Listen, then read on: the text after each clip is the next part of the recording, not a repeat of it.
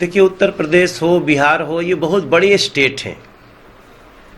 उत्तर प्रदेश तो बहुत ही बड़ा स्टेट है और बिहार भी अगर दूसरे तीसरे नंबर पे हम देखें देश में तो बिहार की आबादी क्षेत्रफल आता है।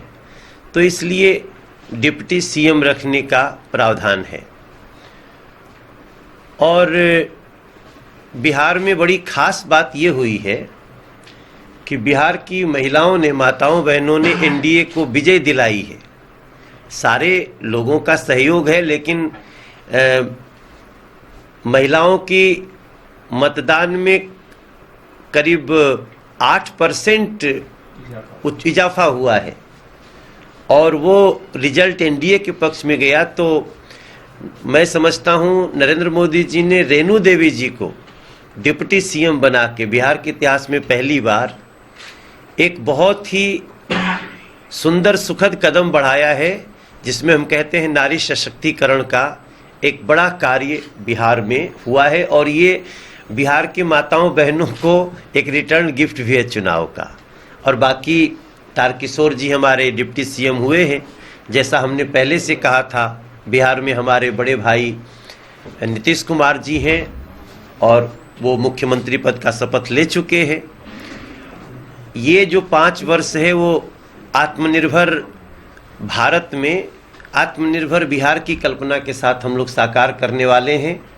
और हमारी चुनौती जो है कि हर हाथ को काम हो, वो हम करके रहेंगे 5 वर्षों में, ऐसा हमारा लक्ष्य है। उनकी बात को कई लोगों ने गलत समझ लिया। एक भारतीय जनता पार्टी के कार्यकर्ता का भाव है कि हम कार्यकर्ता हर हाल में हैं।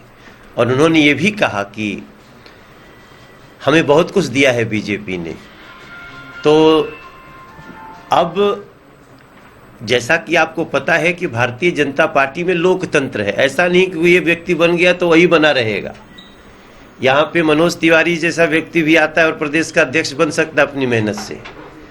तो सुशील मोदी जी बड़े अच्छे मन से सबको स्वीकार किए हैं कि हमको अभी तक जो मिला वो बहुत अच्छा मिला और आगे भी सुशील मोदी जी का, उनके क्षमता का अच्छा सदुपयोग पार्टी करेगी।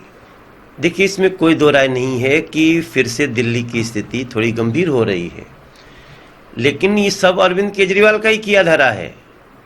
ये तो पहला भी जब कोरोना का अटैक था तो अरविंद केजरीवाल घर से बाहर नहीं निकले। आप भी चैनलों पे देखते होंगे, ये पूरा अपने कमरे को बंद करके और एक ठो खाली कोई आईडी लगा के, वो भी जो आईडी लगाता था वो 100 मीटर दूर खड़ा होता था और तब जाके वो आके आदमी केवल एडवर्टीजमेंट करता था। अमित शाह जी को, जो कि आप जानते हैं वो स्वास्थ्य की चुनौती है उनकी, फिर भी वो LNJP हॉस्पिटल, कोरोना हॉस्पिटल में आए, 10,000 बेड नए बनाए, एजेंसियों को तैनात किए, वो ITBP के डॉक्टर्स को लगाए, दिल्ली को बचाए। अब इसके बाद जबकि बचा लेनी चाहिए तो दिल्ली को, तो शराब की दुकान खोलने में बहुत इंटरेस्ट था अरविंद केजरीवाल का। वो साप्ताहिक बाजार खोलो, लेकिन एक कोशिश नहीं की है कि सोशल डिस्टेंसिंग का पालन हो। तो ऐसी स्थिति में हम सबको मिलकर के दिल्ली को बचाना होगा। अमित शाह जी एक बार फिर से, गृह मंत्री जी पूरी मीटिंग किए हैं। लेकिन हमें जहां तक समझ में आया ना कि सबकी सजगता के साथ मेन इस समय वो छठ पूजा पे अटैक कर रहे हैं अरविंद केजरीवाल। सोशल डिस्टेंसिंग में आजकल मंदिर भी खुला है, मस्जिद भी खुला है, गिरजाघर भी खुला है, साप्ताहिक बाजार भी खुला है, शराब की दुकान भी खुली है, लेकिन छठ नहीं खुलेगा। छठ का त्यौहार बैन रहेगा दिल्ली में। ये कुछ उनकी साजिश है। थोड़ा वो उत्तर प्रदेश बिहार के लोगों से और खासतौर से अभी बिहार की जीत हार से थोड़ा नाराज हैं, इसलिए छठ पे आरोप अपना पूरा अटैक किए हैं। मेरी प्रार्थना है अरविंद केजरीवाल जी ऐसा मत करो। सोशल डिस्टेंसिंग सबसे ज़्यादा छठ के लोग ही करते हैं।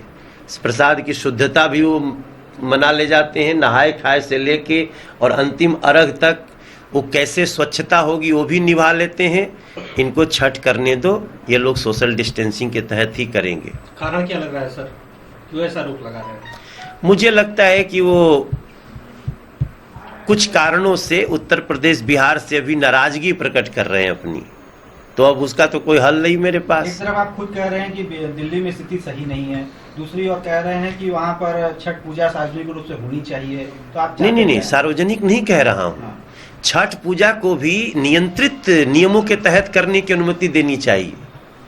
मैं ये नहीं कह रहा हूं कि छूट दे दो, लेकिन अगर नमाज अदा हो सकती है सोशल डिस्टेंसिंग के साथ, मंदिर खुल सकते हैं सोशल डिस्टेंसिंग के साथ, साप्ताहिक बाजार खुल सकते हैं सोशल डिस्टेंसिंग के साथ, तो छठ पूजा ही क्यों नहीं social distance with social distancing with all norms, please allow to do Chhath. इतना मेरा प्रार्थना है।